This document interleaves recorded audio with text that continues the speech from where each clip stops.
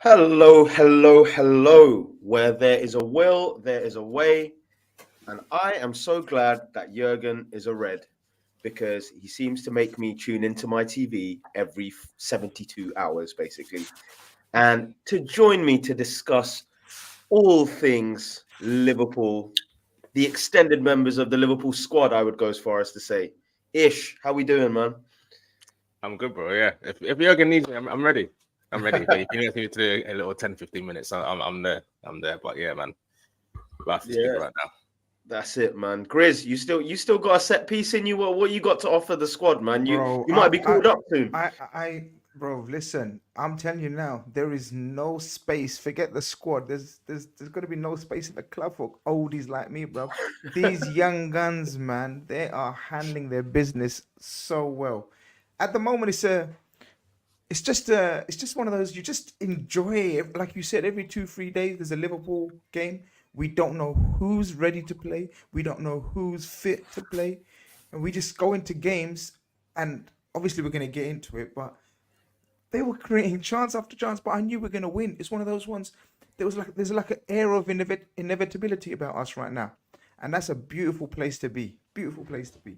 Definitely, man. And I mean, Fahi, me and you, Bengali brothers, not entered fatherhood yet, but I don't know what to call the project anymore. Is it Project Salah? Is it Project Danns? Is it Project McConnell? It's a Brother, bloody league, after man. after tonight, I think it's gonna have to be Project Dan's, man. Project Jayden Dan's for sure. Like that is the blueprint. Love it, love it, love it. And of course, I want to welcome everyone in the comments, everyone tuning in the day after, a few hours after, wherever you are in the world. Sadiq has already said where he's tuning in from. Just let us know. Let us know where you're sending the love from. The COP extends around the equator of this world. So we want to hear where you are. And I want to get straight into it. Of course, we had an amazing time at the final. We've got guys who are at the ground. We've got guys who had some tears. Before we even start, seeing as you've tuned in, make sure you send us a like. Make sure you give a follow. And I would like to say on the Kopend Fracas side, if you search and Kopend Fracas, spelled Fracas, we had our first big London studio session. Grizz, you're definitely going to be on that sometime soon, I'm sure. But it was lovely to be on the crisp airwaves with Ish and Marco and Harold. So make sure you tune in with that because that's all about being at the final and you'll really love the breakdown there. But I want to come into the present. We all enjoyed the emotions that the final entailed. And it was almost like, Grizz, were you a bit emotionally fatigued after such a big moment on Sunday, or were you raring to go thinking about the present? It's hard to get your mind into gear, isn't it? You know what? You're spot on. Like obviously the quad hype's building up on a weekly basis, right? We're not gonna win all four trophies, right? But until it's over, you just go with the flow until it's over. Basically the last time we were in the quad race, my motto was dream till you can't dream no more. So once the dream's over, there's no point dreaming about it, right? So until there's a dream, you keep dreaming it. But today, I'm not gonna lie, I was lacking energy. Don't know about you guys. I was. I knew we are gonna play like a whole heap of kids, and I was excited to see the kids and everything. I 100% was excited.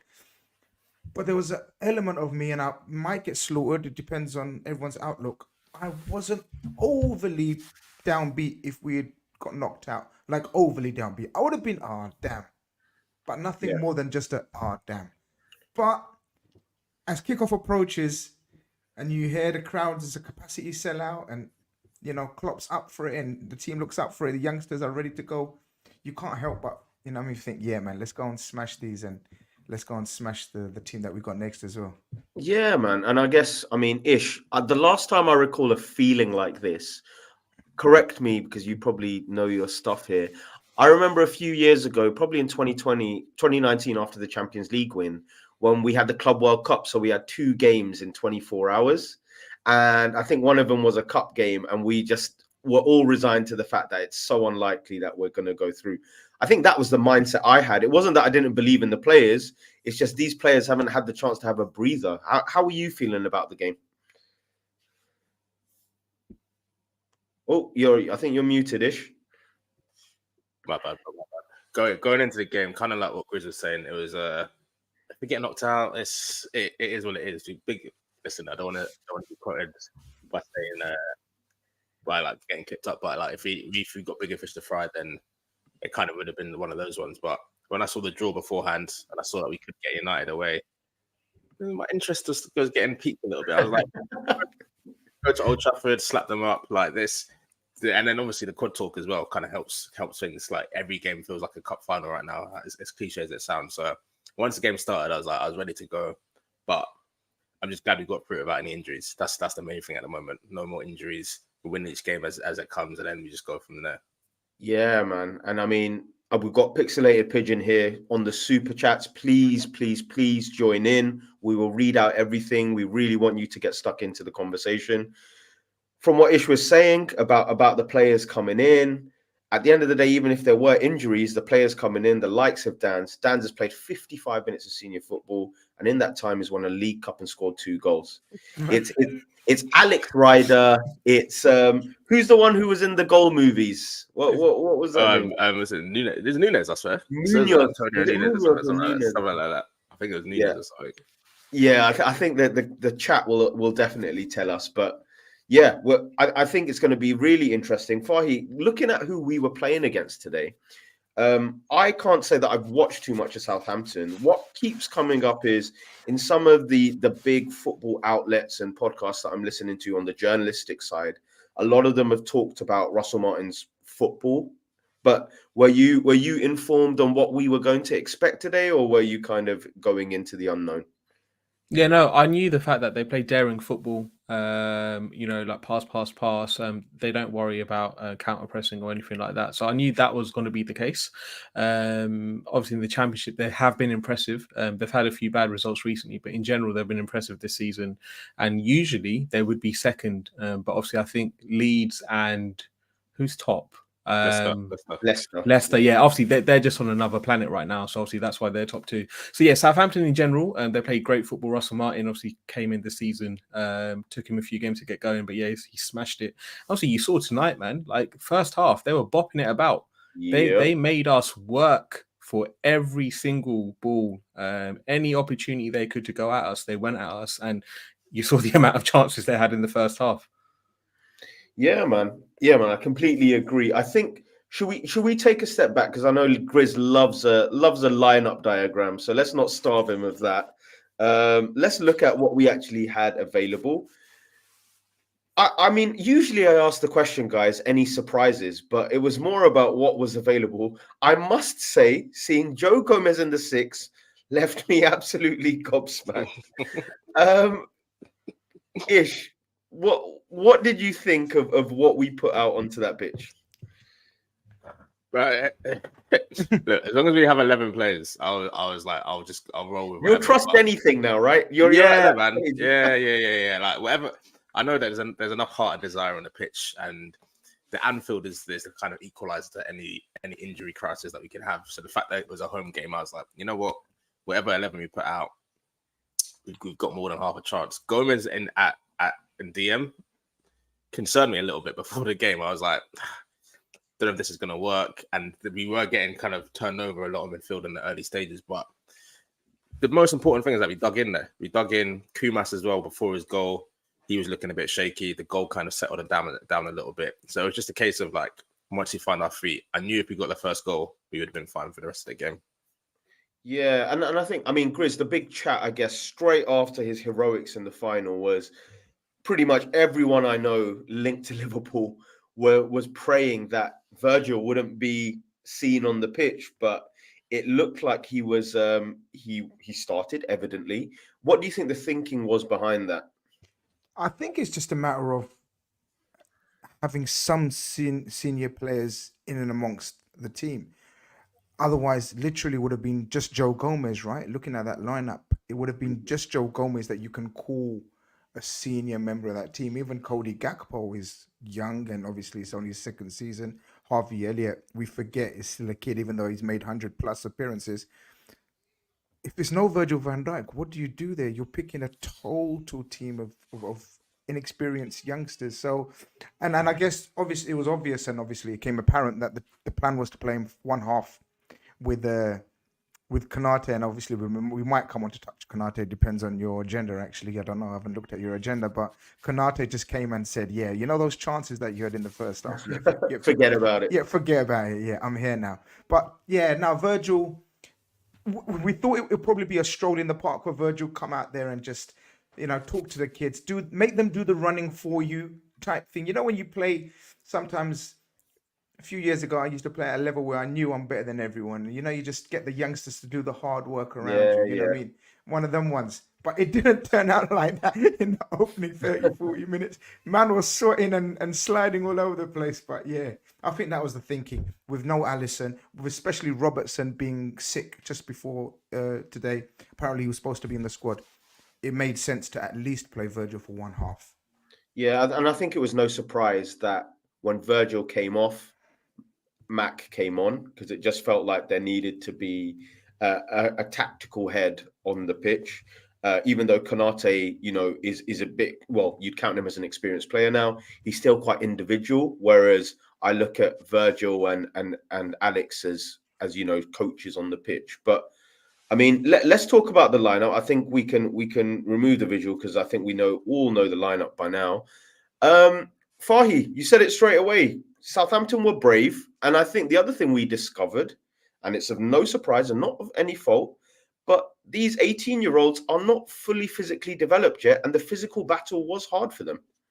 Yeah, 100%. I think it was like, it seemed like the first, obviously it's not the first time, but it's like the first time a lot of them are starting, but it seemed like the first time, like when teenagers from like the youth academy come and play like a man's professional game for the first time, you just saw the kind of difference. It took them a while to kind of get going, and Southampton were roughing them up. And like obviously Sulemana, for example, he was going at McConnell, he was going at Bradley as well. Like both of them were struggling. Like McConnell, I'd say first 20, 25 minutes, obviously we saw at the Carabao Cup final how like fantastic he was and how calm and assured he was and how he was moving play about. But in that first 20, 25 minutes, he really had to get his bearings together because Southampton were he tried to turn all on the ball. He tried to turn on the ball and got caught on it, didn't he? Can I shift? It's not blame. It's like there was a scratch team of young kids, whatever. Can I shift blame to Joe Gomez for that? I think Joe Gomez. I think Joe Gomez didn't help the youngsters like he was supposed to. So obviously Jurgen Klopp tried to pick a senior player at the back and a senior player in midfield. I think that was Joe Gomez's role, just to be senior. He wasn't playing DM, guys. In the opening 20 minutes, man was pressing the defenders, chasing the ball he was like a kid. He was playing like a kid making his debut, and that didn't help. I don't think that helped McConnell, because McConnell usually is more assured. No, Grizz, I think you're right. Sorry, Mush. I was going to say, go ahead. Yeah, if you look at like Gomez's positioning for that first half, he was like 10 yards further ahead than where he should have been, because whenever 100%. Southampton got the ball and they went on the counter, there was just a massive gap. You know that square that Jamie Carragher drew to describe Man U's midfield, or the lack of midfield presence. It was basically the same for us that first half, because Gomez was obviously 10 yards further forward because he was enjoying himself. Yeah, man. And I think this is true, I think he was proper. I thought today he really thought he's going to get on the goal. This is the equivalent. The crowd need to stop. They need to stop telling that shit, though. From like 30 point, like this is so obvious. This guy's first goal is going to be a tap-in. It's going to be the scrappiest goal ever. It's going to be a nasty deflection. It's going to be one. And I don't mind that. I don't mind that, because it's going to be on the last day of the season, so it's cool. I'm happy for it to go in however it goes in, but there is no way this guy's first professional goal is going to be a 30-yard scream up. We need to stop telling him to shoot from ridiculous angles. Like, just let it happen. It's going to happen this season. Like, let's just let it happen organically. It's not happening like that. I think, you know what? Oh, we've got None Your Business there saying, start of the night, our average shirt number today versus Southampton was 43. Our second highest ever after the 2019 game versus Villa, which is the one that I was talking about during the Club World Cup, which averaged 71. Wow. Insane. Great stat there. Thank you That's so a much. crazy stat. That was a lot of fun. But I think one thing that was super cool, that I sound like Jurgen Klopp, I've been listening to too many interviews. One thing that was really cool was that I felt, whereas Wembley was all about emotion for these kids, at the end of the day, all of these boys, naturally in their career, a club like Southampton is where you'd likely see them go on loan or play against, because they'd probably go on loan to the top of the Championship or somewhere like that. So I thought this was a really good litmus test to actually see where they compare to the level they would probably be playing at. Because right now, because of these unforeseen circumstances, they've been thrust into a much more senior position than they should be in. So I found it really interesting. I think our attackers, Grizz, we had... It was a weird attack, really, because Gakpo was kind of playing as some kind of target man. And then Bobby Clark was buzzing around like he does, kind of doing bits and bobs. And then Kumas, you could see, was edging to get a shot off however he could. And I know we'll get probably into his goal, but it was almost like naturally no one really knew how they fit together in that first half an hour. And to be and to be expected, right? Like Joseph says, Klopp said basically they wanted to press, but the timing was off. We know our pressing is far more nuanced than just chasing the ball. We know that, especially our forwards. We know that it's not about just running around. And these guys would never have, he spoke about having hardly any sessions, man, with this team. Yeah. Do you know what I mean? So it's going to be expected. With reference to the front three, your original question about the front three and everything, I think we all agree. I don't think none of us like Harvey Elliott in that wide right attacking. Yeah. Exactly. I think, we're all nodding. So I think we all agree with that, even though he's still fantastic and tries. And I love his effort and energy and attitude. Gakpo, I'm just hoping he's going to save his bangers for some crazy important games coming up. Oh, but we're going to get into Gakpo. No, it's fine. We can chat about Gakpo. And Kumas, young lad, like literally making his debut. Am I right, guys? Like literally his debut, right? Yeah. So the others have played. Yeah. And he's up against a couple of seasoned pros there, man, in the Southampton backline, like Jack Stevens. Walker-Peters came on. Yeah, man. I think he's decent as well. Yeah, he slips for one of the goals as well. Very good player. So he was not up against absolute jokers. So he's gonna struggle. He's got his goal. Do you know what I mean? It's what dreams are made of, man. There was never going to be any fluency in our attack and rhythm and everything. So it was kind of expected. But as I said, there's just an air of inevitability about this whole squad and mentality, even if it's the kids on the pitch. What did you guys like about the way that Kumas took his goal? Because one thing I liked even before he scored was that he was taking the ball in really awkward to defend positions, like in between the fullback and centre back, rather than being on the touchline and not really being involved. He was close to the box, kind of really awkward to mark. But what was it about the finish that you liked? No backlift, took it nice and early, and I think it took a little bit of a deflection. But when you shoot that early, you give the keeper very little chance. So that was a kind of finish of a guy that knows where the back of the net is. He wasn't just shooting like wayward. You can tell that he's a bit of a finisher. So it was nice, man. It was nice, and the celebration as well just made it better. When these kids score, man, it's different. It hits different, man. It really does. It really does. Yeah, man. And I think it's getting more and more to a stage. The older I'm getting, the more and more it feels more like a parental joy rather than these kids are living my dream kind of. I'm literally double their age mathematically. Like it's very close to that number now. So, I just have to embrace it. I mean, Fahi, coming over to you.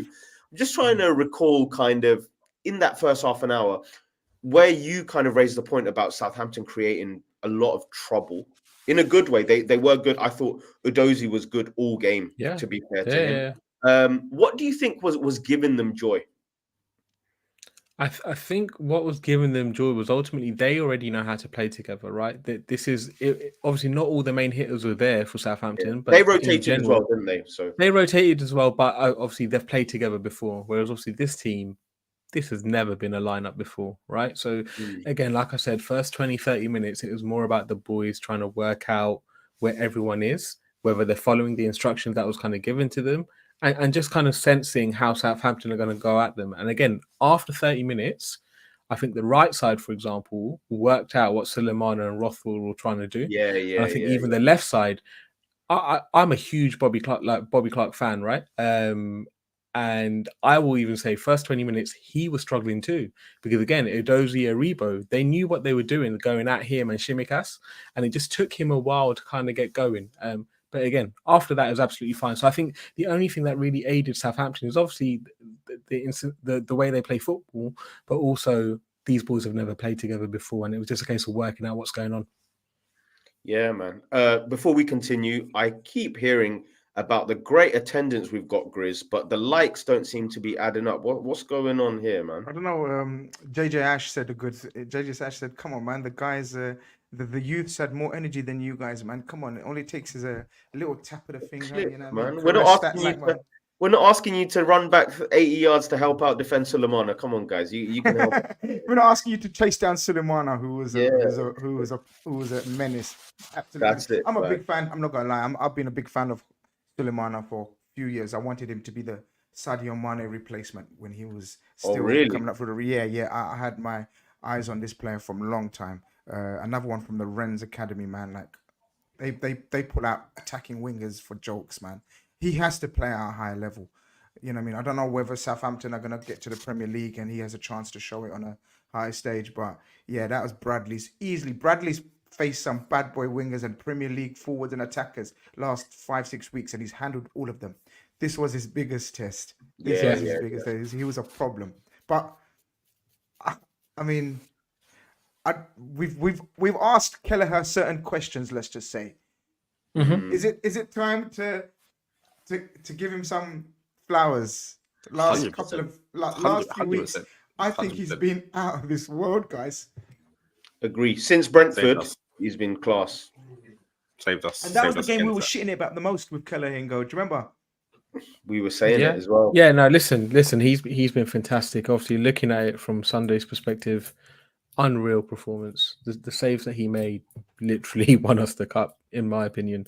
And then obviously even tonight, the 3 saves that he made, again, fantastic. Just the presence that he has really puts off attackers. And obviously myself and Ish have spoken previously. Ish, I'm tagging you in because I don't want to be the only one that seems like a bad guy, right? Myself and Ish have spoken previously about, he makes the saves, but sometimes it parries forward to an attacker. But listen, the past 2 games, he has been unreal. Big game player, yes, Joseph, 100%. He is a big game player. He's done a great job, and it just makes you feel at ease because it's like, okay, Ali's not here, but Kelleher's doing his thing, and it's always nice to have that. So, yeah, I'm floating right now. He's doing a good job. And Ish, he's really mastering that rush out from Alisson, man. I think there's some one-to-one sessions happening right now. Listen, man, when you train with the best every day, something's got to rub off. Something's got to rub off, and I want to praise him also on his distribution and with his feet. Like he arguably better than. Well, actually, I'd say he's better than Alisson. I'm not saying one to clear with the other, but he's better than Alisson with distribution. Even chopped a guy at one point. He was like on the edge of his area. I was like, all right, cool. If you're gonna do that, then yeah, let's roll with it. But last 2 games, the biggest kind of compliment I can. Well, first of all, 2 clean sheets, but also we've not really spoken about Alisson. Yeah, only in saying that he's performing to a level that's similar to him, but we've not really mentioned him at all. So, listen, all I want for him is just to keep this form going because we've got big games coming up as well. So, just a long way to continue, man. Do you know someone? I think Fahi, did you just say about his presence, or I think Mushad? That's interesting because do you know what? I agree with you guys, and that was for me, from my side, one of the criticisms of him that I don't think he's got enough presence about him. He needs to. I don't know how you grow presence, or I don't know how you increase your presence. Well, I think it grows through a sense of belonging, right? Like the more you're dependent on, the more you play, the more moments you have, you feel like you belong, right? Because even football, even in our nature of work, we all have imposter syndrome, right? And can you imagine the imposter syndrome you have when you come in to replace the best keeper on the planet? It takes a long time to feel like your colleagues trust you in that sense, I think. I think we all No, I hear I think we all said that he needs to play, didn't we? We said it's very much like being an outfield player. Like if you don't play and suddenly you come in. Do you remember how many times we used to say Simicast needs a run of games, guys? Or Yeah. Gomez, we used to talk about Gomez needs games to work up his rhythm. We used to say about so many people. Keepers are the same. He hadn't played for a long, long time. And then suddenly now he's had a run of 5-6. He looks like the keeper that we spoke about, do you know what I mean, as being one of the best number 2s around. Because I genuinely can't think of a number 2 as good as him and as what's the word I'm looking for? Like moments in big games as him. Like we can reel off finals that he's been a big clutch, player. man, clutch. Number 2. Clutch. Yeah, I agree completely. And I'm just thinking, after we scored, Ish, was there anything in particular that you noticed? We got the goal, felt like everyone was a bit more in sync. Trying to think, were there any more clear-cut chances or anything like that? On our end, remember Gakpo had 2. Gakpo had 3 chances. Gakpo I had- think 2 of. What, I think in one the was first first. half? One was first half. 2 was second half. Yeah. There was one which he should have scored. He dragged across the goal. Then I think there was a dink as well, which he kind of messed up. Oh yeah, the left foot drag. Yeah, I Yeah. remember that. For me, that that's was poor though. I do think he's got to be doing, especially when you're looking at Dan's kind of the way he took his both of his goals. Really, that's kind of the only. I was thinking at the time, if this game ends up 1-1 or we end up going out, I'm going to look at that moment and be like, "Wow, you should have done better. Yeah. Should have done better there." But again, I kind of felt like the way I felt on Sunday in that just the more Southampton were missing chances, some of the chances they were missing as well. I was like, we're definitely winning this game. There's no way you can come to Anfield and miss these chances. And I feel like I hear you say this every week. It's like you've got the same I agree with it. There's always a moment in the game. There's like one miss, 2 minutes. Like, no, you guys are fucked up. You guys came in and you fucked up. Like, you took too many shots and you missed. Like, you have to put us away. If you're coming to Anfield, you need to put at least 2 chances away for me to be like, we might not win this one. If it's 1-0, if there's just a goal in it, I always feel like we have a chance. And as soon as we got our goal, I think we did settle down a little bit, but Southampton was still creating problems for us. If we're being honest, they played out of our press very well. But yeah, man, you just, like I said, you can't come to Anfield and miss those chances, those gilt edge efforts. Like we will punish you. I hear it, man. I hear it. So let's transition into the second half. Obviously, there was a change at half time where we saw Virgil come off and Ibu Konate come on, and then we started well second half without anything eventful really happening, but a good tempo. And then Mac and Danns came on. Grizz, this is a kid who we've seen come on a few times now, show some nice touches, so show a nice few layoffs and weighted passes. But today it was about goals, man. How did you make that first finish? It just epitomized the state of mind of our players from top to bottom. It epitomized the state of mind. So if you're a youngster, you're on a high, you've just come on a League Cup final against established defenders again, right? I know Chelsea talk about youth, but they had established defenders. And I don't know if you guys, like, I think he was close to scoring a couple in the final, you know? What I mean by that, like, the header. Right? And do you remember there was he was nearly at the end of a tap-in, but great defending, right? Mm-hmm. So what that showed me was this guy's got an instinct of a goal scorer. You know how we describe, and I'm not comparing him stylistically, I'm just talking about the state of mind and mentality. So don't start clipping it up and comparing him to what I'm saying. But you know how we've spoken about Diogo Jota having that cold mentality. I'm here to score goals, and I will score goals. You know, if I have chances, I will score goals. I think this guy's got that about him already.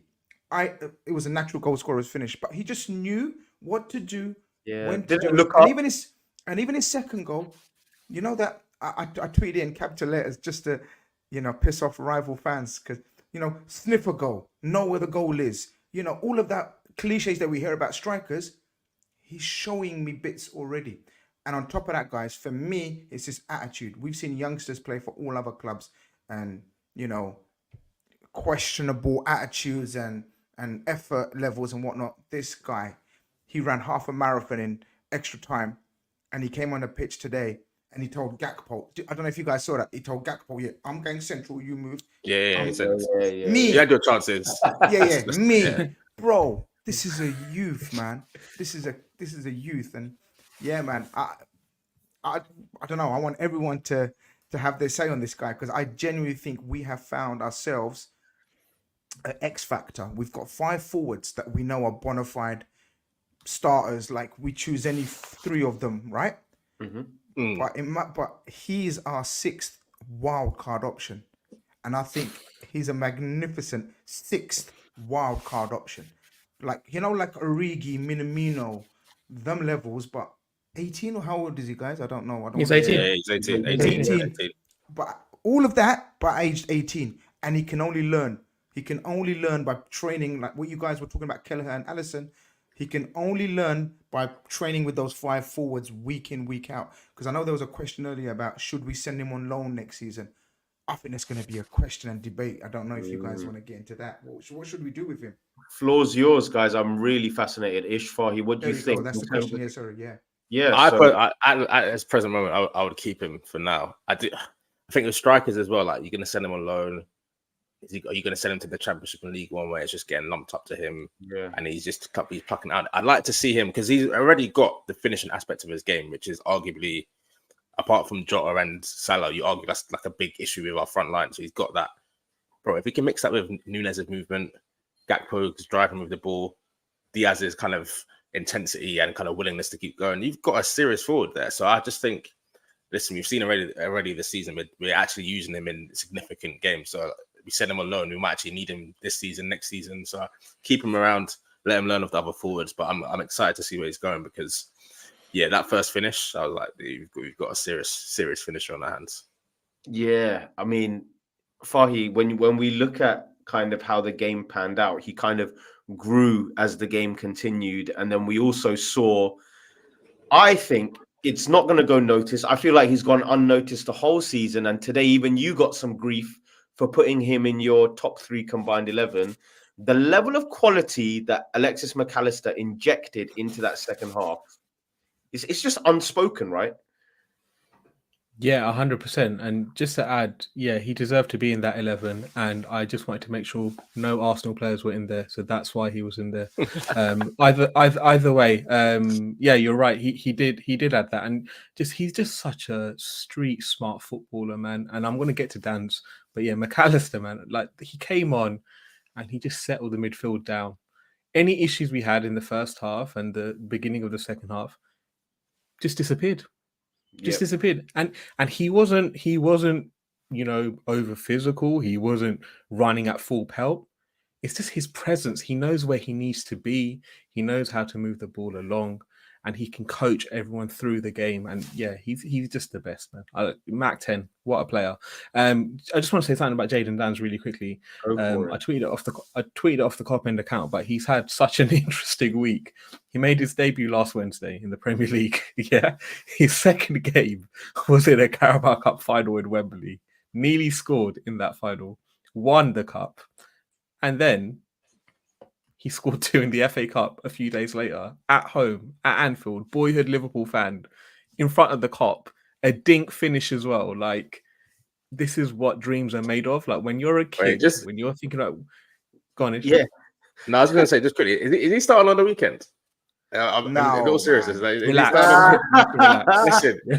Listen. No, back to it's brace. just not like you. This not like you. Stop this. 2 shots, 2 goals. I'm sorry, he's doing more than certain other guys up front. Like I don't know. Maybe it's that's the angle. That's the angle. I understand now. Yeah, there's always an angle. There's always an angle. That's the problem. We've always seen this, right? We saw it with Macheda and United back in the day. Young forwards that come through in a team when they're needed most, they kind of have it easy because it's a free shot. Yeah, does that makes sense. Like it's now or never. So you're going to just try and sniff a goal from wherever. And if you get 1 goal, you're going to feel hella confident. And then obviously he got his second goal because he was alive. He was feeling it. He was buzzing, right? And he was alive to that situation and scored again. So I think, yeah, young forwards have a great opportunity. And right now, Danns has a fantastic opportunity. He knows that Jota is going to be out for another 3-4 weeks. he's got a great opportunity to, whenever he comes off the bench, do something. Congress. Do you know what, guys? What was the thinking of not starting him tonight? What's the thinking behind that, do you think? Because I thought he would have been nailed on starter, like, for his efforts. Or do you think he played a bit too much on Sunday? And because Gakpo came off kind of early, and he in the final. When did he come off? Gakpo, like 70 minutes. Yeah, it was, everyone was on by minute 72, I think. Oh, you think it was just because he'd exerted? Yeah, because he didn't play like. Because I'm not even surprised flipping Harvey Elliott. He played full 120 minutes and played again. I think Gakpo's one was like. I know. We got to big up Elliott. We got to big him up just for the sheer like.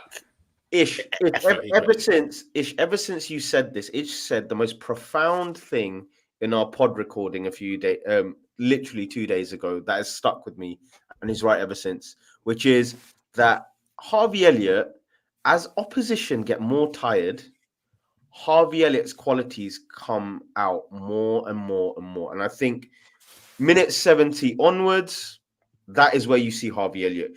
Anywhere where there's a little gap, anywhere where someone before was tracking back, no longer tracks back, Harvey Elliott exploits. I think what we've seen is what you said, Grizz. When games are starting and everyone is at 100% fitness and strength, you see Harvey Elliott, pushed to the floor a bit or struggling physically. But suddenly when there's gaps to exploit, that's where we've got Fulham's answer to Juan Mata, and that's always very useful. So, bro, I'm telling you, look, people can say what they want about that comparison. I really like that comparison now, Mush. Honestly, he's giving me such Juan Mata vibes. It's unreal. Juan Mata wasn't quick. We know this. Juan Mata was slow, but full of quality. But manipulating the ball. Harvey Elliott, man, I'm telling you, I just don't like him on that right wing. And I know he's doing everything for the team however. I think, it's difficult to sort of get into the psyche or how we've managed him. But do you know when we didn't give him much time a few weeks ago where he wasn't being utilized and we thought, how comes Harvey didn't start this one? Or how comes he didn't come on and he was being held back? I think it was like with the knowledge that these cup games, he's going to be main guy. And you can pretty much say he's a main guy. He's the mainstay of that midfield stroke forward line right now because he's played the most minutes in the last. It was Brentford that he didn't come on because Salah came on instead. So it was Endo, McAllister, and so I think it was pre-planned. We knew the injury situation and the difficulties we're going to face in the next few weeks. You still need some energy, man, to do that. But does this mean we don't play him again against Nottingham Forest, because that's going to be a total different game? But sorry, maybe I'm jumping ahead. I mean, the one thing I did want to say about Cody Gakpo, I know that Fahy would have been so vexed when he was watching this, in a good way, which was at minute 84 when he decided to throw a man off him in the halfway line and take on 3 men and lick a shot with the most aggression he'd shown all game. I was watching it with the Bellingham celebration with like my arms out saying, where was this the whole game? It's like, Fahy, there's a player there who can do this, who has every aspect. He's 6'4". He's angry when they're handing out copies of FIFA because he's saying he should be the fastest guy in the team. We don't get to see this enough for a player who has it in him. Yeah, I think all the players know how good he is. His teammates clearly rate him. Obviously, Pep Linders bloody loves him. The fan base is obviously still undecided, but you see moments of brilliance from him. And one thing that he's really good at is driving with the ball, going past players. His acceleration is fantastic. And yeah, it's a shame we just don't see it enough. I don't know what more to say. What can create it though? What can create the urgency? It's on him. It's on him, bro. It's on him. It's not on anyone else. It's on him to create the urgency. When you're a forward, you have to create your opportunities, your chances, your areas to run into. And I just don't think he does it enough. And listen, he's still young. He's a young player. He's going to develop as time goes on, and you just have to be patient with him. I've got to the point where I just don't get angry anymore because I know he will have good moments as well in the game. He'll have moments like in the first half when he didn't want to shoot with his right, tried to drag it on his left, and he messes up the chance, right? That's frustrating, but you know that he's going to continue at it. Second half, something will come along, and then you saw that drive on the 80th minute or whatever it was. But yeah, the curious case of Cody Gakpo, man. You're not gonna get you're not getting an That's a answer good way this of putting season. it. It's an ongoing situation. I'm equally as frustrated, 100%. I am. I understand all the frustrations, and you because you're right. He shows glimpses, and I still think, I know he's didn't prove it today, but his finishing is quite clinical. Like, he strikes the ball really cleanly. I know he dragged a couple today, right? So I think it today doesn't was make an sense. off day, to be honest. Just a bad Yeah, day off. but I genuinely feel for him in terms of he's the one who's being moved around the most, like midfield, sometimes as a 10, sometimes as a false 9, and then wide left and wide right as well. So until he settles down in a position, and obviously, he's only got a couple of months under this coaching regime, before another coaching regime comes in, I think it's going to be interesting how the new coach sees him. And I think it's a pivotal. I think it could be pivotal for everyone, but you know what I mean? It could be a pivotal time for him, specifically how the coach sees him, what role. Yeah, it's almost like a crossroads moment for him, I think, next season, man. isn't it? And that's not a make or break. It just means, what are we going to expect of him? We've got a few super chats here. I saw Shmando LFC. We are definitely going to be talking about some of these Robertson rumors and things like that, because we're going to eventually, after talking a bit about who we have next in the FA Cup, we're going to be talking about the director of football, and our playing staff is going to be a big part of his decision making. So we're definitely going to get into that. And then we've got Jackie, who's asked, how important has been the introduction of the same system that enforced across all ages? I mean, I think this is a very natural conversation in terms of, it's crazy how naturally fitted in these players look in terms of the system. I don't know if you guys were listening. In the UK, the game was being covered by ITV, and the commentator was talking about how Alex Inglethorpe, the head of the academy, has a rule similar to how Fergie had early on with the class of 92, where apparently the kids aren't allowed a car more than 1.3 litres. There's limits. I think that's insane, by the way. I just want to say 1.3 liters. Are you serious, bro? When I was 17, I had a 1.6. You're telling me they're not allowed more than a 1.3? What's going on? I'm still driving a 1, so I can't judge any of these guys. Come on, man. That's just bizarre. But yeah, continue. Sorry.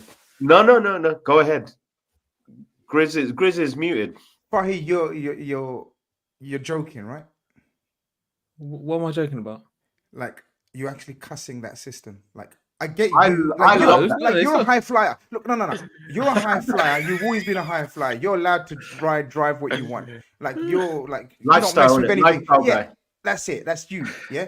But 1.3. Come on, brother. Like, I'm proud of that.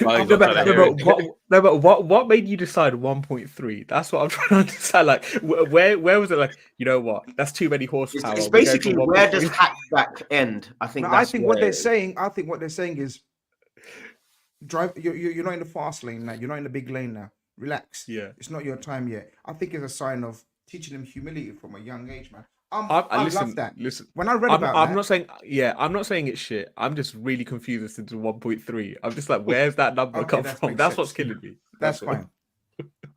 Yeah, but I mean, Ish, like you've been saying the past few weeks, you've been loving this young player stuff. Surely the reason why we love a lot of these young players, and there's been a lot of kids who have come through Melwood who haven't made it, is because the culture is kind of transcending all the way through the different age groups, right? Yeah, you can see it. I mean, obviously we've been put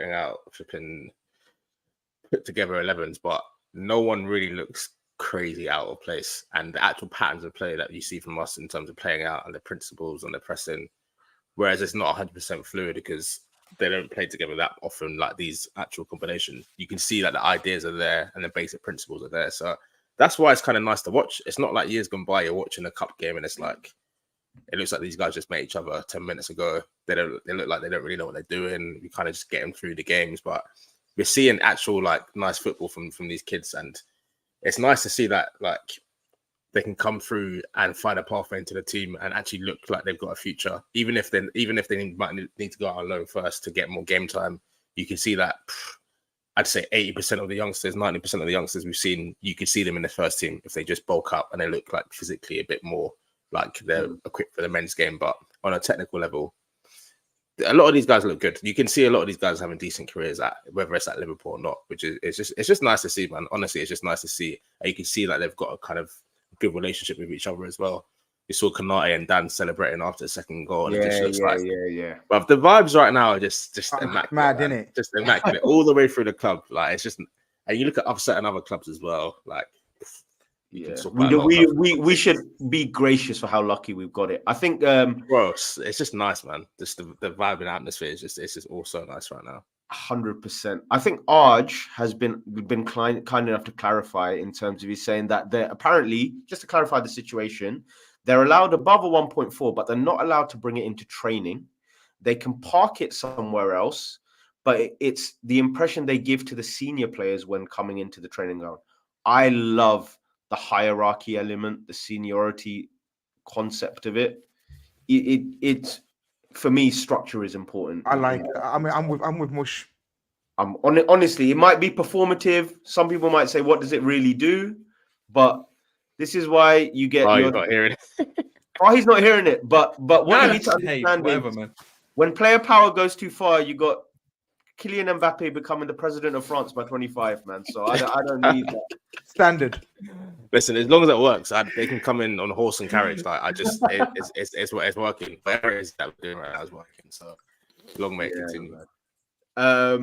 Yeah, I agree completely. But let's talk about who we've got next, because as my brother Ish did say, the tie got suddenly tastier the moment the draw was done. Because suddenly there's a big game that's appeared out of nowhere. So, I mean, Grizz, it's you're a man who has to navigate enemy territories on the Big Six and places like that. How are you feeling about this United game? I don't know. It hasn't really sunk in terms of how we should approach it. Like, obviously, it depends on the situation of our injuries at the time. Have we got a full squad? Can we rotate it? Surely we play a stronger team than we played today. Or do we? I don't know. I haven't given it enough thought yet. I know it's Man United away. And that goes without saying. We've got 2 Man United away games now, guys. Oh, wow. Yeah, true. And when is this next round? Do you guys know? Has anyone got a It's date? gonna be in a couple of weeks. I'm literally just checking. It's on the 16th or 17th Of March. then- of March. Yes. And then the league, and Fahi, while you're there, can you check out when the league game is, though? So if that's on the 16th and 17th of March, Yeah. Oh, so they've moved. So the league game's on the 7th of April. 7th of Well, April. that means the Everton game is obviously going to get moved now. So that was on the 17th of March. Yes. So these games are coming thick and fast. So the Everton game's going to be moved. I know later on. Yeah. So that was one of the aspects of or the rewards, I guess, to go through today, because we have a free week. Joe Tyrrell said it's City, Prague, then United. Yeah. City, Prague, then United in the cup. But what I mean is, do we play United again in 2 weeks' time after that? No. It's like it's going to be like United a month. game's April 7th. Yeah. Okay. The United game. So As 3 I weeks. Sorry. I don't know what you guys think.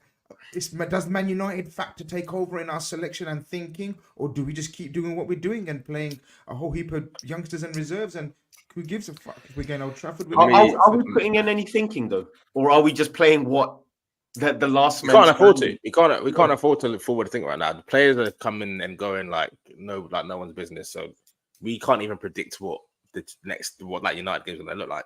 I imagine some players are back. What kind of? Do you want to go strong there? Stronger than tonight, definitely stronger than tonight. I'm not trying to see all kids out there, but I think you kind of go with a bit of more of a mixture, maybe like a Nunes. Are you trying to see a Salah there? Are you trying to see a Salah there, Ish? I'm trying to see Salah for the running in the Prem, so not really, to be honest. Especially with guys, hamstring all injuries. the pressure will be on them. All the pressure will be on them. Is it? I don't like to use this term free hit, but you're going to United away in a cup. Like we have got big league games around. Who's going to be devastated if we go out of you guys? Who's going to be devastated? No, only unless we get slapped. I'm not gonna really be too bothered. I think I would be, because we're only 2 games away from another final. Like, Quarters, isn't No, it? I hear that. quarters, I do hear that. bro. It's the quarters. But at what Come on, detriment? man. At what detriment? That's my I only know, thinking right now I is know. what's gonna stop us from winning the league. That's my main priority. I'm looking Yeah, around, I get it. trying to do The all league maths, game, but yeah. There's absolute zero comparison in terms of importance with the league game there in April, did you say? And as Yeah, opposed to the cup game. Like the cup, I'm with Ish, man. The cup game is a bit of a free hit. And let's see if we can turn up and rattle their cage a bit with the kids and reserves. Like that would be pure ultimate. Winning bonus. at, can you imagine those same kids winning at Old Trafford? That would be Bruv. mad. See, that's what I sick. want more. I'd rather go there with the kids, and we probably have a chance of winning. Like they're in a mess right now. Like you don't know what United side is going to turn up. I'd rather go there on an off chance, like I said, free hit with the It's kids. Imagine Dan frustrating getting a winner. because it's frustrating because if we had the squad that we've managed to create of, let's say, 6 weeks ago, 5 weeks ago, where we had 18 players and we didn't know whoever we pick is strong. It's so frustrating because I'll be so confident of whacking them in the cup and the league and playing like near enough 2 different teams because that would be sweet. That'd be sweet. But I don't know what we do, man. If it's 2 weeks, let's talk about it later because I haven't given it much thought yet. Who knows who's even going to be available? That's in the that problem, innit? Yeah. Like it's just such an unknown quantity. But let's move on. Big news. Grizz, I know you share. I think this is Anfield that you like to share. While you bring it up, Leah, let me bring it up while you talk about it. So I mean, Fahi, you're a man. I would say one of the most versed people on the organizational side of Liverpool Football Club, and there's some big news today about what's happening with the director of football position. For anyone who doesn't know, that includes me and any of our listeners and those in the comments. What's been happening?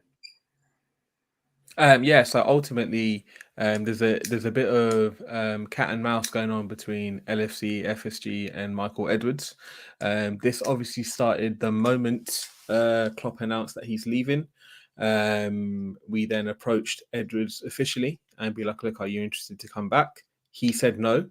He then decided to brief it to the press, and then the press released that information straight away. And it seems as if we're not giving up. So it's interesting why we're not giving up. Clearly, there must be something there for us to think that, he may actually want to come back to the club. Obviously, Paul Joyce came out later, and I think Chris Bascom came out later as well. And they said that, if he did ever come back, he'd want full control on what's going on. And someone also suggested he may want some shares in FSG or like a percentage in FSG for the work that he would be doing, because I don't think this is I don't think this, now Grizz can confirm this or not, but I don't think this is a director of football role for Liverpool. This is more of a footballing CEO role. So it's a little bit higher up, and then there would be potentially a DOF or something along those lines. So it includes both the football on the pitch and the operations behind it as well. And a bit of both. It's a bigger overview of his role that he previously did, and he would have full control over what happens. And obviously, the reason why he left, we all know why it was. He didn't have full control, and Klopp was having more power, and for that reason, he decided to bounce. But yeah, let's see what happens. For me personally, I just want to add, give him all the keys, man. I want him to have full control. I think the guy's great. I think without him and his decision making and the way he analysed certain players, we wouldn't be in the position that we were in 3 years ago. We wouldn't be in the position that we're in even now.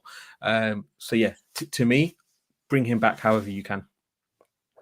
What about you guys, Ish, Grizz? What are you thinking about the potential return of Michael Edwards in a slightly bigger encompassing role? What do you think? He was amazing for us. I think our most successful period, other than Klopp and the players on the pitch, you kind of look at him as the main sort of reason for that. I'm just always a bit skeptical about going back, and obviously we know why it didn't work out before, and that reason. Where does the skepticism come from?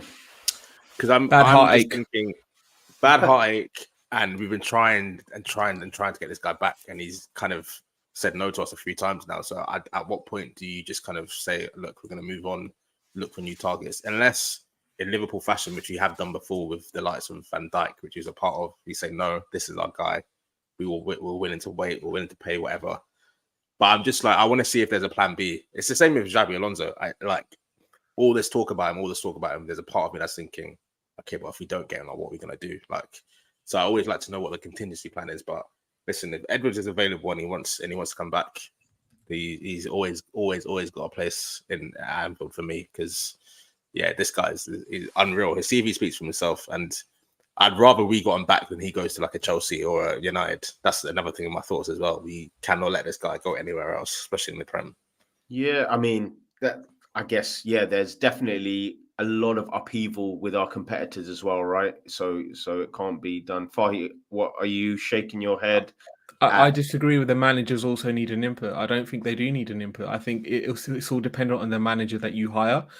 Certain managers are just footballing coaches. And also, like I said, originally, when certain players were signed for Jurgen Klopp did not want those players. He was given these players, and it was his job to get the best out of them. And that's what he did. Sometimes let the manager do his job as a coach and coach footballers. And yeah, it's all dependent on who you hire as a manager as well, right? But in my opinion, I don't think a manager always needs to have a say. He can always be told and get his opinion, but he shouldn't have a say of like, no, this is the player that I want. You have to earn it as well. Top players come in and say, of course, you have to earn it. Yeah, like for example, if Alonso came in or Almiron came in, for example, have they really earned the right to be already making decisions on what players to be signing? No, they haven't. We've not seen enough from them. So, as time goes on, you just coach, you do your job. We will supply you with players that suit your style of football, and let's see how we get on. That's how I see it. We're literally starting again in terms of the whole structure and the system. And I agree with you, Fahi, because Klopp got his way in year 6, 7, and 8, pretty much. He earned that. He earned that. We all agree, or we all said, go on. What you saying? I'm going to disagree with the term "got his way," because I think linked to what these guys have just said about 10 seconds ago, in Klopp's exit interview and leaving interview that they released, what he said was, I have more power than I would like, and I have to do more things than I want to do. He categorically said that. So that was actually a big part of why he's leaving, because it exhausted him more than he probably would be if he could just be focused on the pitch and the pitch alone. But I think that's slightly contradictory to events. To what he did. To what he did. Exactly. So I think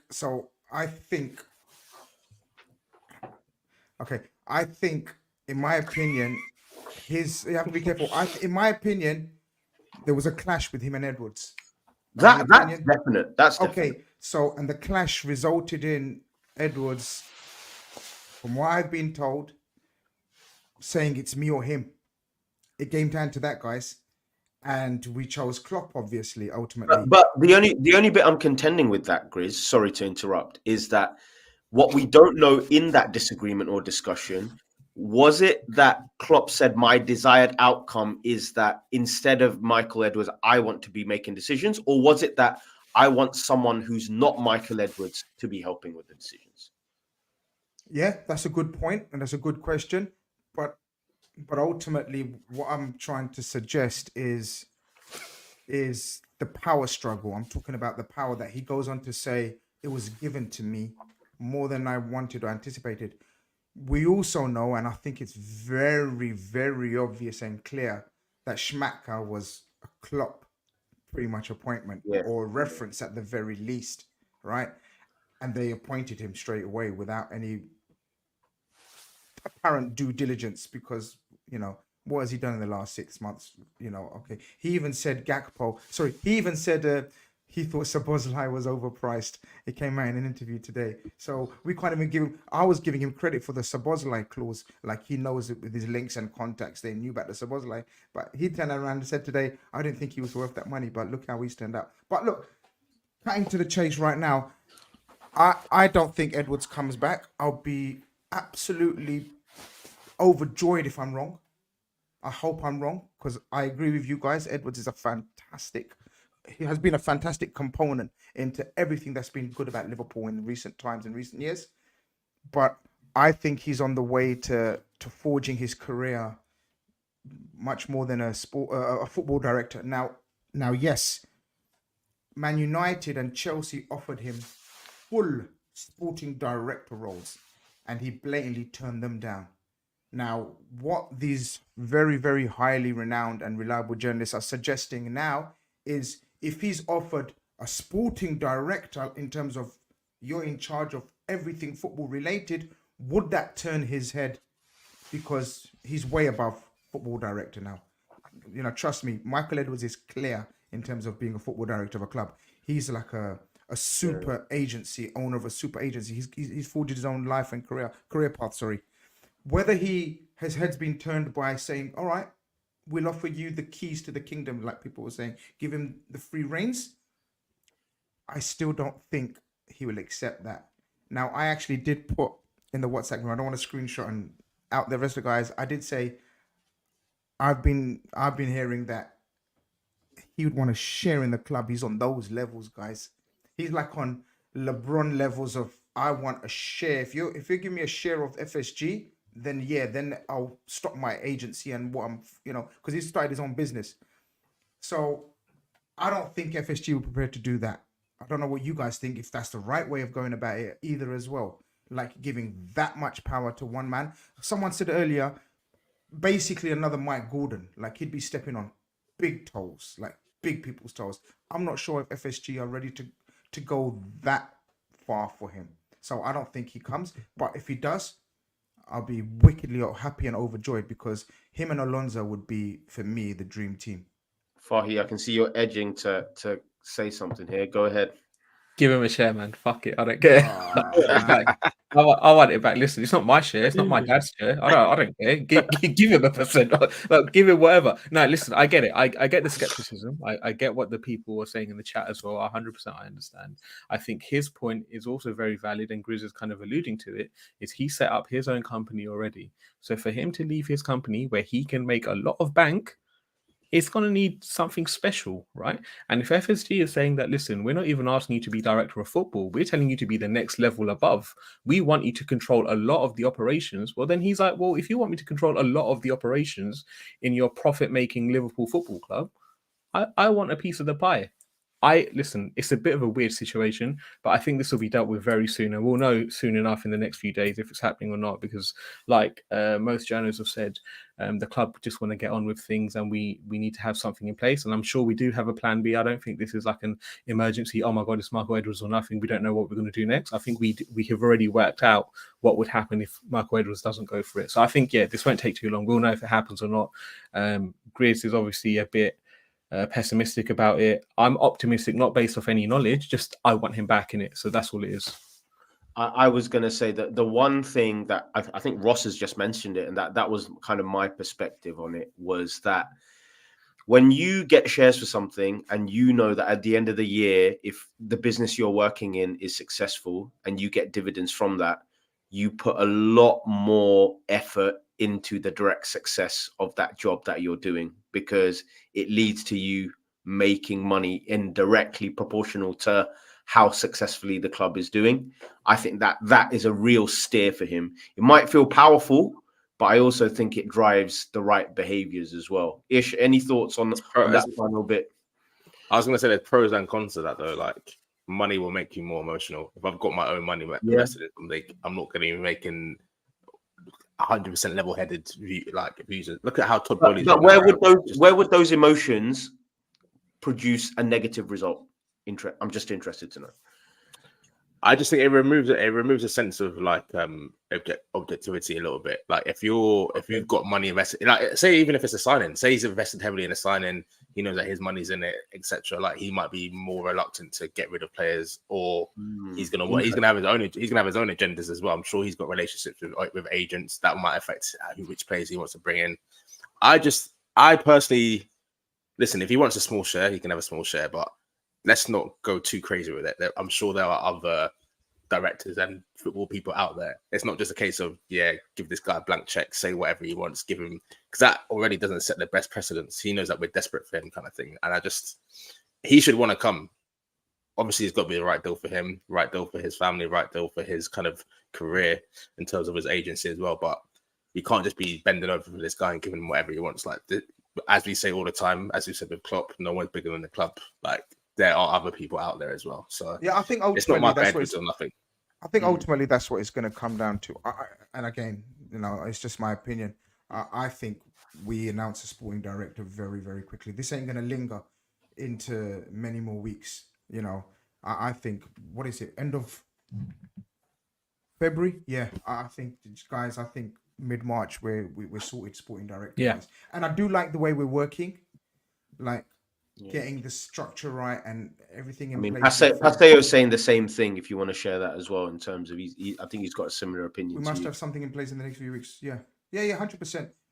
I personally think this news is a couple of weeks old.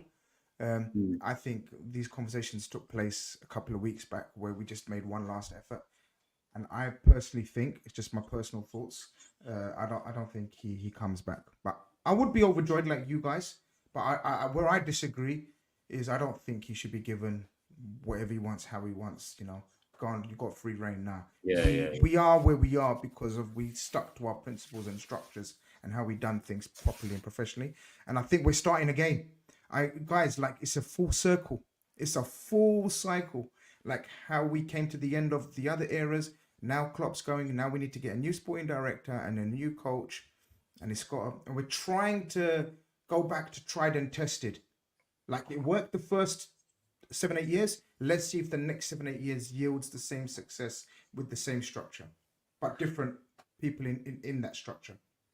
Yeah, I think there's like, it's almost like you've got to choose one of two ways. Either you have an experienced group that has a new management team that comes in, which we've seen Chelsea be very successful with in the Abramovich years with their leadership groups and stuff, or you have us, who have basically a young team, a newly signed team that need an experienced set of heads above them to manage things, and they can't be the ones who are finding their feet, right? So, yeah, it'll be interesting. It's exciting though, isn't it, guys? It's like proper. Mm-hmm. It's stepping into the unknown. It's scary, I would say. It's scary. Like, it's exciting, scary, nervous, because we've got a blueprint there that's worked, but it doesn't necessarily mean it's going to work in this age where a lot of people have clocked onto the data analytics, the way we approached things of the last decade. Everyone's doing it now, right? Like, we're seeing Man United trying to make the right recruitments based on the stuff that we done. Chelsea, obviously, still trying to fucking work out, you know, what side their ass is on.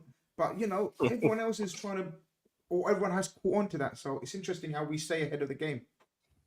Yeah. I mean, in terms of what's going to happen, I'm sure there will be a few episodes with us, and we will keep you updated on what's happening as the news unfolds. Now, I want to talk about going forwards, because these players keep stepping up. But before I do that, I want to just do a quick bit of promotion on both the Khanage and the Kopend Khanage side. Khanage, I mean, Grizz is churning out the work at the moment. We've got Call-In Khan, you've got Red Fellas, you've got Kopend Khanage. There's no reason why you shouldn't be following if this is, you know, you're new on the channel, or you shouldn't be referring. And then in terms of Kopend Khanage, because me, Fahi, and Ish do represent a bigger podcast, which is all Liverpool, I've just entered it into the comment section. Now, we have a huge and fun media day coming. There's going to be lots of content coming, quizzes, we've got our podcasts, we've got lots of media for you to get to know the cast as well. And it's just to connect with Reds who have grown up like we have, loved the team just as much as you guys who are listening as well. So yeah, stay tuned and make sure that you're here for all of that throughout the season. But let's move on, guys. In terms of, I don't want to talk about City at all, because City is so important. It's going to need its own show. I want to talk about the lead up to City. We have key games until then. If anyone has got their app open for fixtures, if someone can read the way, Slavia Prague, City. Is that it? It's in my brain. It's ingrained in my head, Mush. Okay, so we've got 180 minutes until we play Manchester City. What do we do with Nottingham Forest and Sparta Prague? Because normally I think of it as a game in a time, like Joe Terrell is saying. But we have so much of this squad to manage. ish, we surely cannot look at it as one game at a time because we need to be as prepped as possible. For me, it's very simple. We go full strength Forest.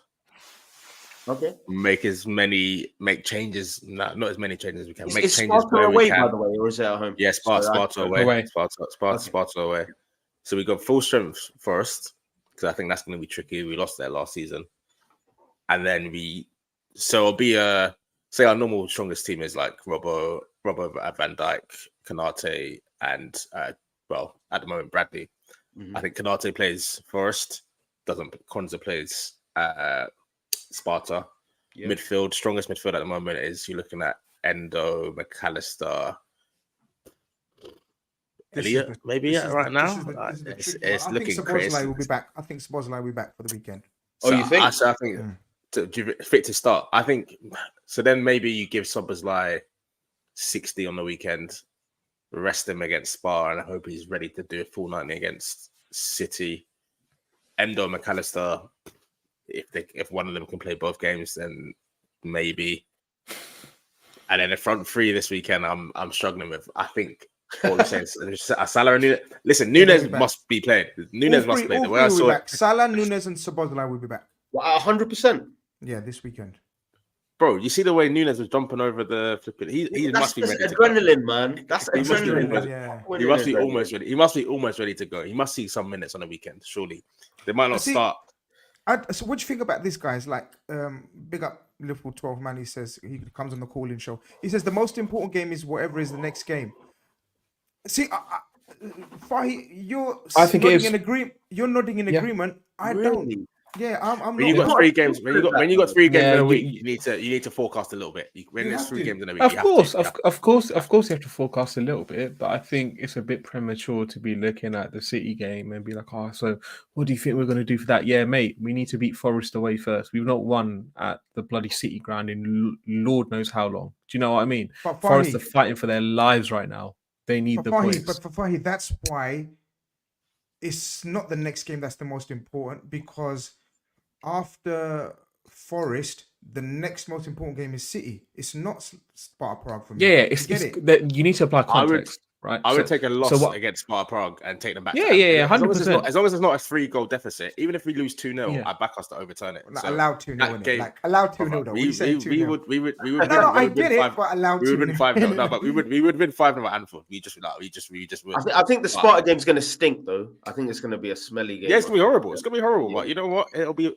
I'll take a 0-0, take a 1-0 either way. I think Forest away. My focus is no way near Sparta.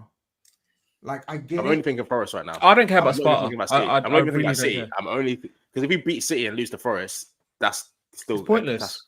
We have to beat Forest this weekend. Okay, guys. I think we've got the most important run-up to international break ever, because inshallah, God willing, we will have a lot of players coming back after the international break. And is the international break straight after City? Okay, cool.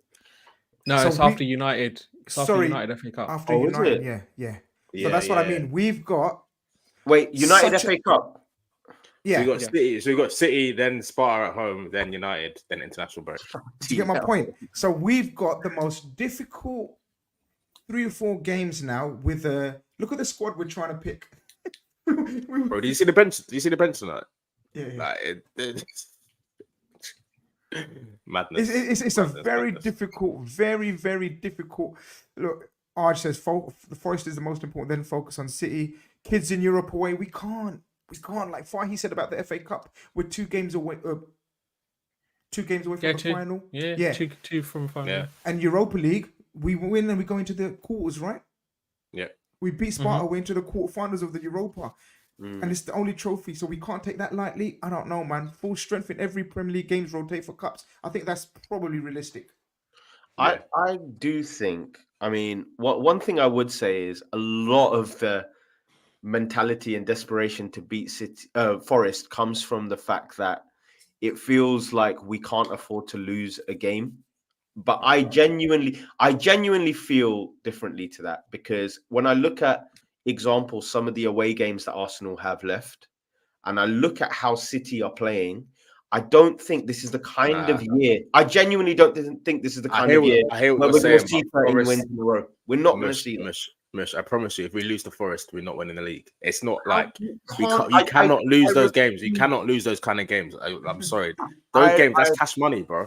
That is cash money. Forest away is cash money for us, especially before City. We can't go into City with a loss. Because then they'll be what? If we lose and they win this weekend, do they go above us, don't they? No, they still don't go above us. No, they do. They're only one point off. I beg your pardon.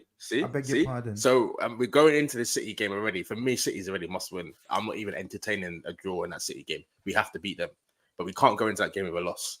We cannot go into that game with a loss. Not even a draw, I think. What, against Forest? No. We have to beat Forest this weekend. You're talking about loss. I'm saying even a draw is a killer. I think for me, the draws and losses are the same right now. Like we have to. They're not, but I know what you mean because every point is vital. To Forest, I'm not accepting that. I'm getting custom Bengali at the moment as well in these comments, man. Can you explain what that means? Hold on, where is it going? Where's it? I've lost it. It's got a typo. Finds it before me. Yeah, it's got a typo. It's Magpie 96. So basically, that just says, "Mush, what the hell are you saying?" Yeah, but I feel like agree with Magpie. Tell us what you don't agree with. Yeah, let us know. But the reason I feel like I need to just very, very quickly explain why I feel that way is because, guys, everything we are doing is amazing with this decimated squad. And everything feels wonderful and we're overcoming every hurdle. But the most realistic thing in football is that you're not going to win all the time. There's got to be a time where these things catch up with you. I would hope when I tune in to watch Liverpool, I never hope we lose, never accept that we lose nothing. But it's also realistic to think that, you know what, eventually when we don't have our best lineup out, we might not win. I think the way you guys have described it, Fahi's described it, or the way Ish has described it, is there are disposable games. For you, the first leg of the Europa League is where you want to see that blemish on our record, I'm guessing. Yeah, I just think sometimes it doesn't come in the game you want. You can't plan where the bad game is going to happen. So if the bad game is going to be Forest, Ish, I cannot call it season's done just because that champions do not go to the City ground and lose. Okay, check this out. Big up Hip Hop Chronicle, yeah. Big up a good friend of mine who blanked me on Sunday, by the way. Good friend of mine, but blanked me on Sunday. But no, I'm joking. He says, League, 12 games left. We need 10 wins. That gets us to 90 points. I don't think we need that, but yeah.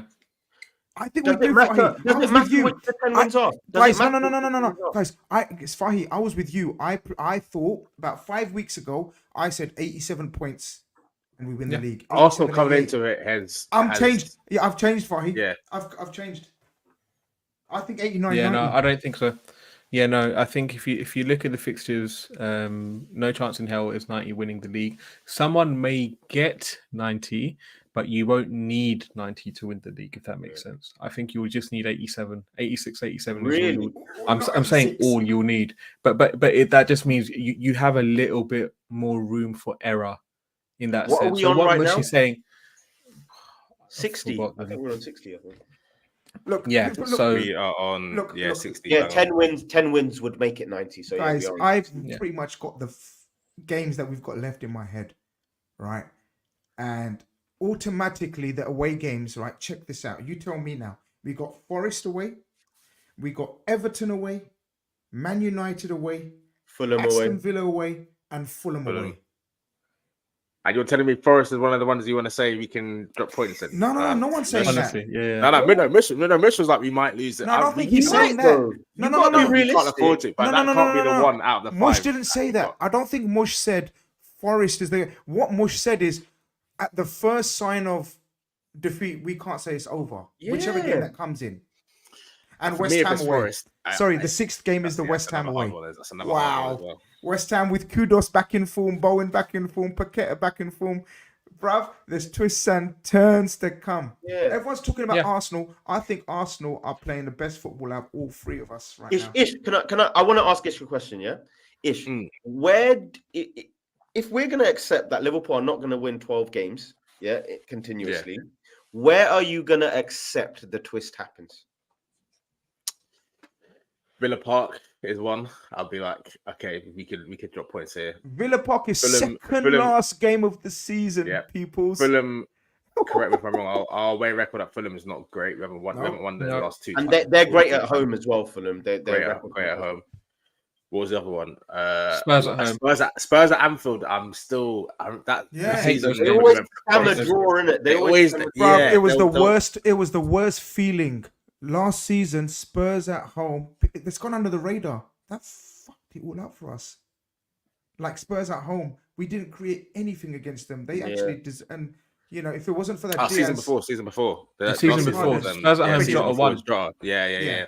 I beg your pardon. Yeah. Yeah. That, season before was the Conte one, isn't it? The 22 season. Yep. That just looked like one game too many for us because we were on a good run before that, and then we just Killed looked us on the no ideas, counter attack that game. I Yeah. remember.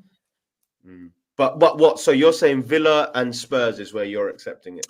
All I'm saying is I'm not accepting. For me, anything less than a win is non-negotiable. Ish, And need not to go- Old Forest. Ish, you need to go pharmacy. Yeah, you need to grab some City. Gaviscon. You need to grab some City would Gaviscon. never. City would never. Do you Don't think Pep would worry accept about going City. to? Bro, go get You Gaviscon. can say We got the run in, and there's going to be twists and turns, and people are going to drop points where you don't expect it. Yeah, I can almost guarantee there's going to be one point in the season, guys, where Liverpool Look go from second back up to first. look how close City were. I genuinely thought Brentford nullified them. The best I've seen for a long time. Different people.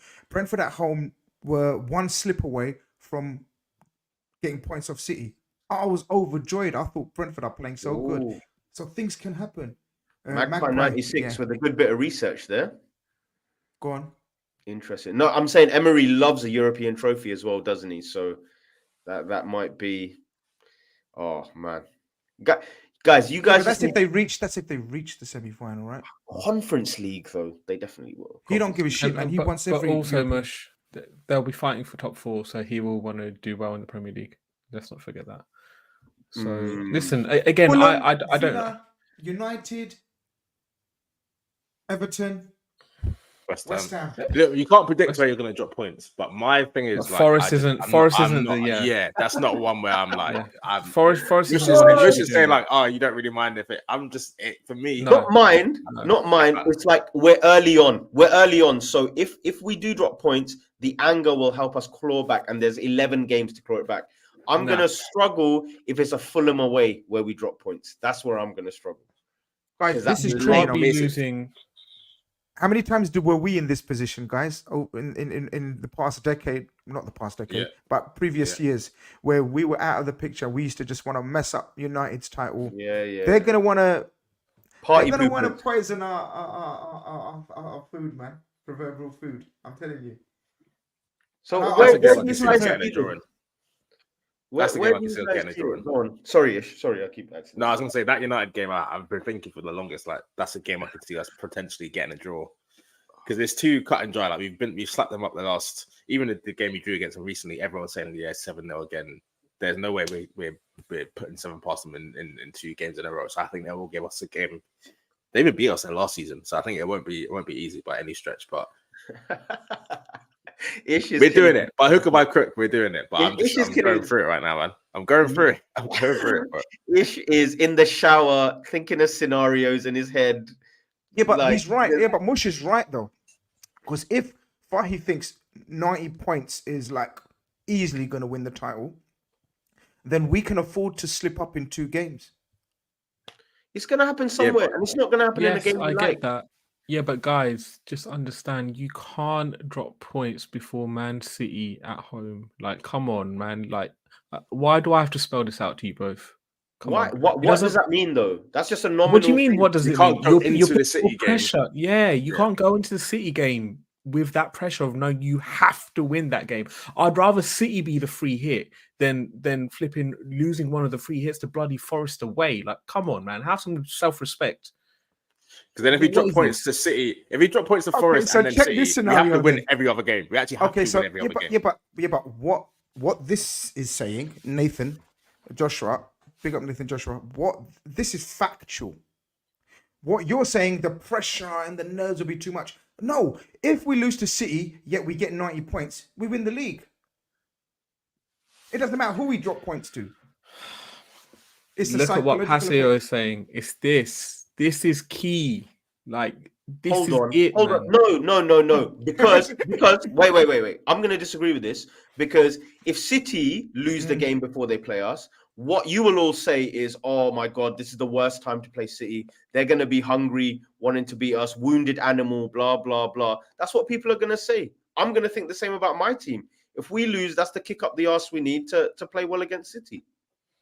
My I point don't want to accept a loss if we against drop Forest. points to Forest, if we I drop don't points want to to accept Forest, a loss to Forest. if we drop points to Forest and then we drop points to City as well, we then have to win every single game. Obviously. There's no wiggle room. There's no wiggle room. Are we then going to go on a 10-game minimum run after dropping points in 2 back-to-back games?